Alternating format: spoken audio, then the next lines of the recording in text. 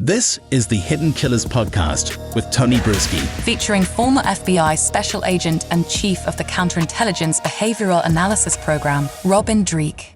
Chad Daybell trial, it is continuing on, and we're learning more and more about Chad's interactions with Lori, his magical powers that he apparently has over Lori, about being protected and unprotected, and if only she sent him an emoji, could he restore her powers?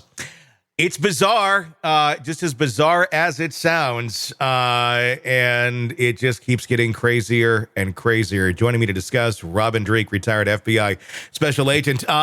Yes, emojis to restore power.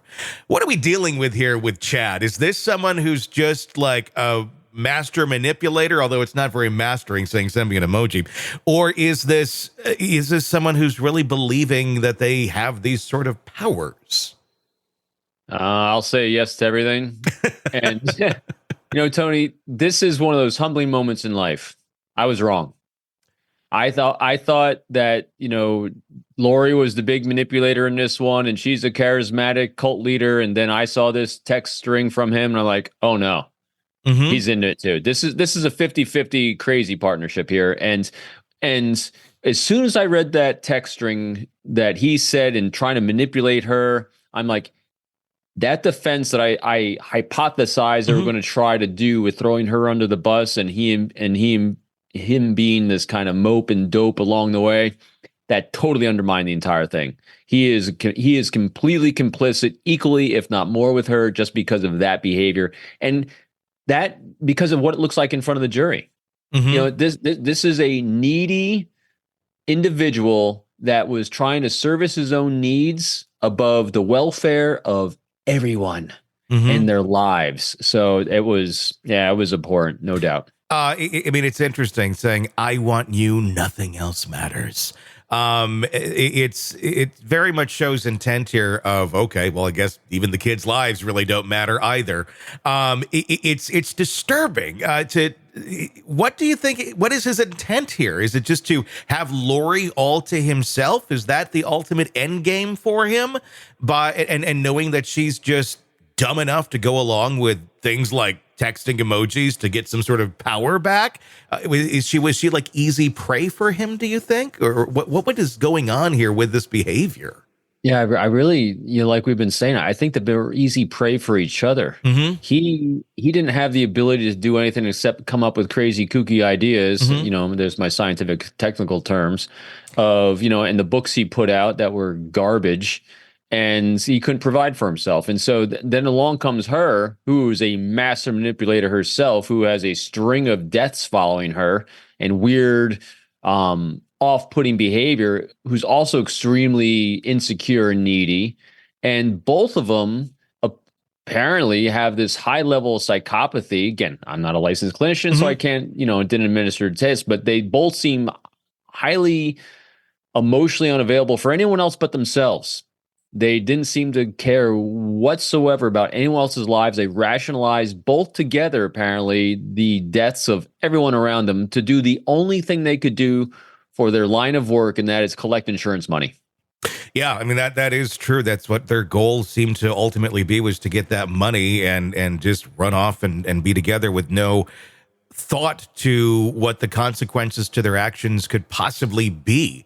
If you're investigating this before you know everything about Chad and Lori Daybell, but you're getting text messages, you're hearing some of these conversations, no arrests have been made because it did take quite some time for them to get arrested while their children were missing, and you start to see this sort of behavior in someone. What are you thinking as an investigator? If you don't know that the kids are dead yet, but you're seeing this delusion stuff of the texts and powers and this or that, are you thinking these two are a danger, or are you thinking they're just really kind of wacky people? Well, anytime you have missing individuals, especially children, True. And you have a lot of unhealthy behaviors, you know exactly where you're going to be focusing, and you're going to start going out in concentric circles from there. Mm-hmm. So immediately law enforcement was looking at these two. I guarantee they were, because that's the first place you're starting. And what you're doing is you are eliminating people from a pattern of what's happened in the past. And this is what profilers do. And this is what you do when you're profiling, is that, based on science research and past experience, you kind of have a decent idea about where to start looking and interviewing and assessing what's going on. Mm-hmm.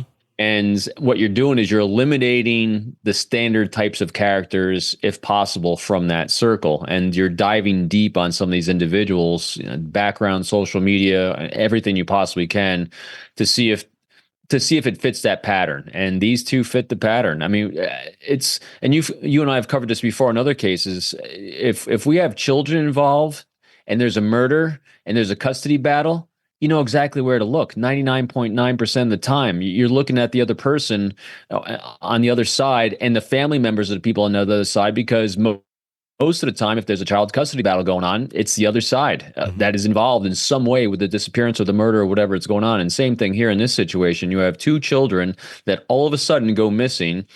And the only two people that are not cooperating and responding to law enforcement are Chad and Lori. Mm-hmm. Where do you think you're going to start? So that's where you start with the investigations. You start there and you start peeling back layers by interview. And ways you get to who to interview is then you start taking a look at social media, their social networking, people and individuals, the people that they involved in their minor cult that they had. I'll call it a minor cult because they both failed, thankfully, in the one area that cults do. And we've said it before. They did not isolate the people inside of their cabal of crazy well enough from public view. And that's the only reason why other cults last longer and do a lot more damage. And can you believe it? A lot more damage than this. Yeah. But there are worse.